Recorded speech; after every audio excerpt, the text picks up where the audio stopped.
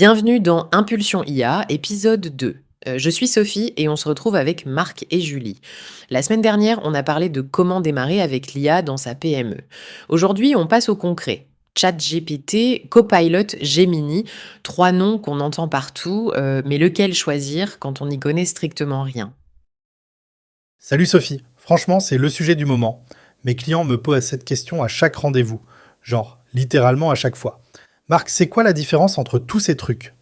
Moi, je vais être directe. J'ai téléchargé les trois la semaine dernière après notre épisode. Et honnêtement, j'ai pas compris la différence. On dirait le même truc avec un logo différent. Alors justement, est-ce que c'est le même truc? Marc, on commence par le commencement. ChatGPT, c'est quoi exactement pour un dirigeant de PME qui découvre? ChatGPT, c'est un peu le couteau suisse. C'est celui qui fait le plus de choses de manière généraliste. Tu lui demandes de rédiger un mail, de brainstormer sur un nouveau produit, de résumer un rapport de 50 pages, de t'aider à préparer un entretien d'embauche. Il fait tout ça plutôt bien. Oui, mais les autres aussi, non? J'ai demandé la même chose à Gemini et j'ai eu une réponse correcte. Bien sûr, ils font tous des choses similaires, à la base. Mais la différence, elle est dans les détails. ChatGPT, sa force, c'est la créativité et la profondeur des réponses. Quand tu lui demandes de se générer 10 idées de posts LinkedIn pour ta boîte, il va te sortir des trucs vraiment pas mal, avec des angles auxquels tu n'aurais pas pensé. Et concrètement, dans une PME, on l'utilise pourquoi au quotidien? Je te donne un exemple concret. J'ai un client, une PME, dans le bâtiment, 25 salariés. Le directeur commercial passait 2 heures chaque lundi à rédiger ses comptes rendus de visite. Maintenant, il dicte ses notes dans le chat GPT, il lui dit de mettre ça en forme avec les points d'action et c'est fait en 5 minutes. 2 heures à 5 minutes, franchement, Marc, t'exagères pas un peu là? Non mais attends, le gars tapait tout à la main dans Word. Il cherchait ses formulations, il relisait 3 fois. C'est sûr que si t'as déjà un process rodé, le gain est moins spectaculaire. Mais pour quelqu'un qui galère avec l'écrit, c'est un vrai game changer. Ok, je veux bien le croire. C'est vrai que moi j'ai un commercial, la rédaction c'est son cauchemar. Et l'autre truc fort de ChatGPT, c'est pour la formation. Tu peux lui dire « Explique-moi le RGPD comme si j'avais 15 ans » et il va te faire un cours limpide. J'ai des clients qui l'utilisent pour onboarder leurs nouveaux salariés. Le gars arrive, il a un assistant qui répond à toutes ses questions sur les process de la boîte. Et est-ce que les gens s'y mettent facilement? Parce que je me dis, t'as beau avoir l'outil, encore faut-il savoir quoi lui demander. C'est la clé. Et c'est pour ça que je recommande de commencer par des cas simples. Tu prends un mail que tu as déjà écrit, tu le donnes à ChatGPT et tu lui dis « Améliore ce mail, rends-le plus professionnel ». Là, tu vois concrètement ce qu'il sait faire et tu apprends à interagir avec lui. Ah oui, ça c'est malin comme approche. Partir de ce qu'on fait déjà. Ok, donc ChatGPT, on retient rédaction, brainstorming, formation des équipes, c'est là qu'il brille le plus. Et côté prix, on parle de combien? Alors, la version gratuite est déjà très utilisable. Pour un usage pro, l'abonnement plus, c'est une vingtaine d'euros par mois par utilisateur. Et là, tu as accès au modèle le plus puissant. Tu peux analyser des documents, générer des images. Pour une équipe de 5, ça fait 100 euros par mois. Faut mettre ça en perspective avec le temps gagné. 100 euros par mois, ça va encore? C'est le prix d'un logiciel de compta. Bon, on passe au deuxième. Copilot, c'est l'assistant de Microsoft. Marc, c'est quoi la promesse? Copilot, c'est... Comment dire? C'est l'IA qui s'intègre dans les outils que tu utilises déjà. Si ta boîte tourne sur Microsoft 365, donc Word, Excel, PowerPoint, Outlook, Teams, Copilot vient se greffer directement dedans. T'as pas besoin d'aller sur un autre site, d'ouvrir une autre appli, c'est là, dans tes menus. Attends, nous, on est sur Microsoft 365 justement. Ça veut dire que mes équipes pourraient l'utiliser sans changer leurs habitudes? Exactement. C'est même là que c'est malin. Tu ouvres Excel, t'as un tableau de vente, tu tapes en français, fais-moi un graphique des ventes par région sur les 6 derniers mois, et il le fait. Tu ouvres PowerPoint, tu lui dis « Crée-moi une présentation à partir de ce document Word » et il génère les slides. Pas besoin de savoir coder ou quoi que ce soit. Ok, ça c'est quand même impressionnant. Parce que moi, mes commerciaux, le PowerPoint, c'est leur bête noire. Ils passent des heures à mettre en forme des trucs moches. Et c'est exactement le profil type. J'ai une cliente, directrice d'agence immobilière, elle a mis Copilot sur les postes de ses 3 négociateurs. Le résumé de réunions Teams automatique, la rédaction des annonces dans Word, les projections financières dans Excel. Elle m'a dit que chacun gagnait à peu près 40 minutes par jour. 40 minutes par jour, c'est énorme. Mais j'imagine que ça a un coût en conséquence. Oui, et c'est là que ça coince pour beaucoup de PME. Copilot pour Microsoft 365, c'est 30 euros par mois par utilisateur, en plus de ton abonnement Microsoft 365 existant. Pour une équipe de 10, tu rajoutes 300 euros par mois. C'est un vrai budget. 300 € en plus par mois? Mais attends, moi j'ai 45 salariés. Si je le mets pour tout le monde, on parle de 1300 € par mois, plus de 15 000 à l'année. C'est pas anodin, quoi. Mais justement, tu le mets pas pour tout le monde d'un coup. Tu commences par les profils qui en ont le plus besoin, les commerciaux, l'assistante de direction, le DAF peut-être. Tu testes sur 5-10 personnes, tu mesures le gain réel et après tu décides d'élargir ou pas.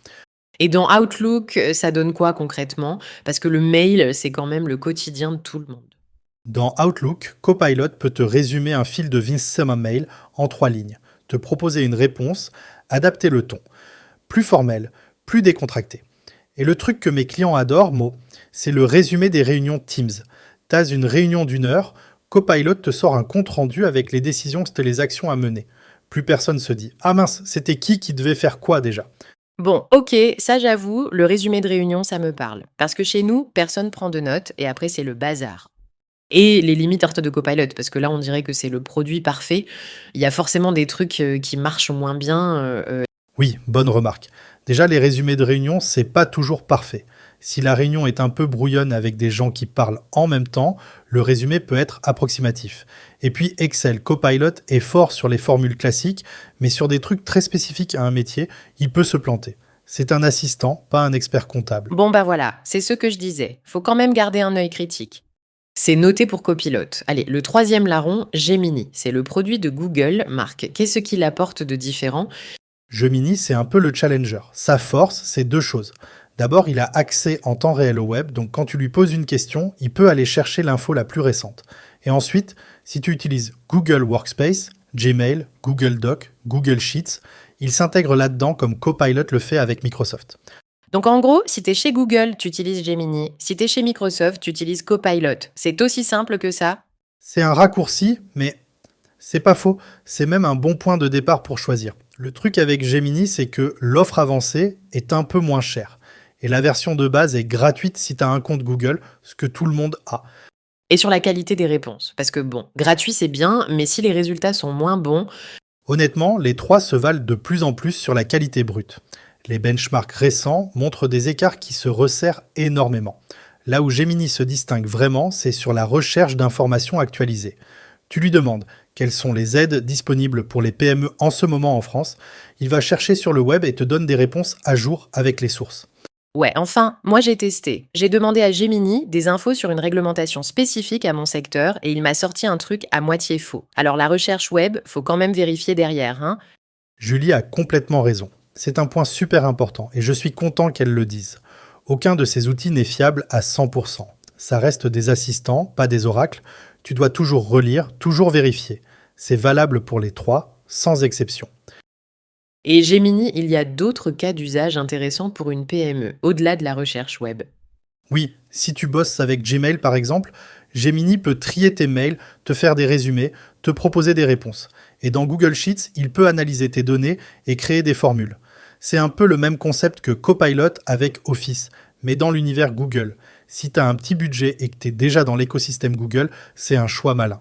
Et pour les TPE qui n'ont pas forcément Google ni Microsoft, genre le mec qui est sur Orange ou Free pour ses mails? Bonne question, et c'est plus courant qu'on croit. Là, franchement, ChatGPT en standalone. Pas besoin d'intégration, pas besoin d'écosystème. Tu vas sur le site, tu l'utilises comme un assistant à côté. Et si un jour tu migres vers Google ou Microsoft, tu pourras rajouter la couche d'intégration. Bon, on a fait le tour des 3. Maintenant, la vraie question que tout le monde se pose, comment on choisit? Marc, est-ce qu'il y a des critères simples? Oui, moi je dis à mes clients, posez-vous 3 questions. Première question, vous êtes sur quoi aujourd'hui, Microsoft ou Google? Ça c'est le premier filtre. Deuxième, c'est quoi votre besoin numéro 1? De la rédaction, de l'analyse de données, de la recherche? Et troisième, quel budget vous êtes prêt à mettre par mois, par personne? Et si je suis sur Microsoft mais que mon besoin c'est surtout de la rédaction, je vais vers quoi? Bonne question. Là, tu as 2 options. Soit Copilot, parce qu'il est intégré et que tes équipes restent dans leur environnement habituel. Soit ChatGPT, parce que pour la rédaction pure, le brainstorming créatif, il reste un cran au-dessus. Ma recommandation, commence par ChatGPT gratuit pour tester, et si le besoin d'intégration Office est fort, passe sur Copilot. Et on peut utiliser les deux en même temps. C'est pas un choix exclusif. Bien sûr, et d'ailleurs beaucoup de gens le font.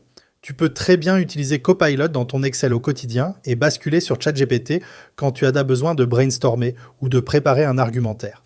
C'est comme avoir plusieurs outils dans ta caisse à outils. Tu prends pas la même clé pour tous les boulons. Oui, mais attends, Marc, là tu me dis de payer 2 abonnements. Ça commence à chiffrer, non? Non, mais pas forcément. La version gratuite de ChatGPT, c'est déjà très bien pour du brainstorming.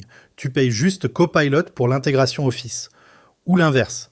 L'idée, c'est de ne pas tout miser sur un seul outil, mais de pas non plus multiplier les abonnements premium inutilement. Et justement, parlons budget plus en détail, parce que Julie a posé la question que tout le monde se pose. C'est combien exactement? On va faire un récap clair. Ok, je fais simple. ChatGPT, gratuit en version de base, une vingtaine d'euros par mois pour la version plus. Copilot, gratuit dans Bing, mais pour l'intégration Office 365, c'est 30 euros par mois par utilisateur. Gemini, gratuit en version de base, et l'offre Advanced, c'est une vingtaine d'euros aussi. En gros, pour tester, tout était gratuit. Pour passer en mode pro, compte entre 20 et 30 euros par personne par mois. Mais est-ce que ça vaut vraiment le coup? Je veux dire, est-ce qu'on se fait pas un peu avoir par le marketing de ces grosses boîtes? Parce que moi, je peux embaucher un stagiaire à 600 euros par mois qui fait la même chose, non? Ah, la question qui fâche. Je l'attendais celle-là. Et c'est une question super légitime. Alors, non, un stagiaire et une IA, c'est pas comparable. Le stagiaire, il a du contexte humain, il comprend ta culture d'entreprise, il peut aller chercher un café. Non, mais sérieusement, il apporte du lien social, de l'initiative, de la créativité humaine. L'IA, elle, est disponible 24 heures sur 24. Elle fait pas d'erreur de frappe, elle se fatigue jamais et elle coûte une fraction du prix. Ouais, enfin, pas d'erreur. Tout à l'heure, on a dit qu'il fallait tout vérifier, donc bon. Touché. Pas d'erreur de frappe, j'ai dit. Pas d'erreur tout court. Mais le vrai argument, c'est que la question, c'est pas IA ou stagiaire. C'est IA et stagiaire. Tu donnes l'IA comme outil au stagiaire et il devient 3 fois plus productif. C'est ça le bon raisonnement. Vu comme ça, c'est plus malin, oui, le stagiaire avec l'IA plutôt que l'un ou l'autre. Et Marc, pour revenir sur le marketing, parce que Julie a touché un point sensible, est-ce que ces entreprises, OpenAI, Microsoft, Google, elles surfent pas un peu sur la hype pour vendre des abonnements? Bien sûr qu'il y a de la hype. C'est des boîtes valorisées des milliards. Elles ont besoin de vendre. Mais la hype n'enlève rien à l'utilité réelle du produit. C'est comme les smartphones. Au début, tout le monde disait « T'as vraiment besoin d'Internet dans ta poche ?» Et aujourd'hui, personne ne pourrait s'en passer. L'IA, c'est un peu pareil. Il y a du marketing, oui, mais il y a aussi un vrai outil derrière. L'analogie du smartphone, je la trouve pas mal. Ça m'aide à relativiser en fait. Ok, donc on est d'accord, c'est complémentaire, pas un remplacement. Maintenant, Marc, la question pratico-pratique. Par lequel on commence? Si je suis un dirigeant qui nous écoute et qui veut tester ce soir en rentrant chez lui. Mon conseil numéro 1, c'est de commencer par ChatGPT en version gratuite. Pourquoi? Parce que c'est le plus intuitif. Tu vas sur le site, tu tapes ta question et tu obtiens un résultat.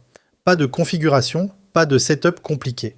C'est la porte d'entrée la plus simple pour découvrir ce que l'IA peut faire. Même pour quelqu'un qui est nul en techno? Parce que moi, faut que ça soit simple, hein. Si tu sais envoyer un message sur WhatsApp, tu sais utiliser ChatGPT.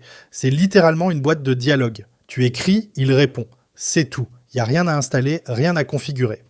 Et est-ce que ça change selon le secteur d'activité? Un artisan, un cabinet comptable, un commerce, ils vont pas avoir les mêmes de besoins. Exactement. Et c'est pour ça qu'il n'y a pas de réponse unique. Un cabinet comptable qui vit dans Excel, Copilot, c'est une évidence.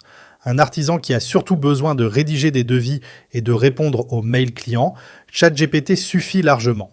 Un commerce en ligne qui fait beaucoup de veille concurrentielle, Gemini avec son accès web peut être très utile. Et moi, avec ma boîte de 45 personnes dans le service aux entreprises, tu me conseillerais quoi concrètement? Toi Julie, vu que tu es sur Microsoft 365, je commencerai par un pilote Copilot sur 5 personnes clés, tes managers, ton assistante. En parallèle, tu ouvres un compte ChatGPT, gratuit pour toi, pour explorer à ton rythme. Et dans 3 mois, tu fais le bilan. 3 mois, c'est raisonnable. Ça me stresse moins que le il faut tout changer maintenant qu'on entend partout. Et il y a des erreurs classiques à éviter quand on démarre, des pièges dans lesquels tombent les PME. Oh oui, et j'en vois 3 en permanence. Erreur numéro 1. Acheter l'abonnement le plus cher avant d'avoir testé la version gratuite. Erreur numéro 2. Vouloir former toute l'entreprise en même temps, ce qui crée de la résistance. Erreur numéro 3, et c'est la pire.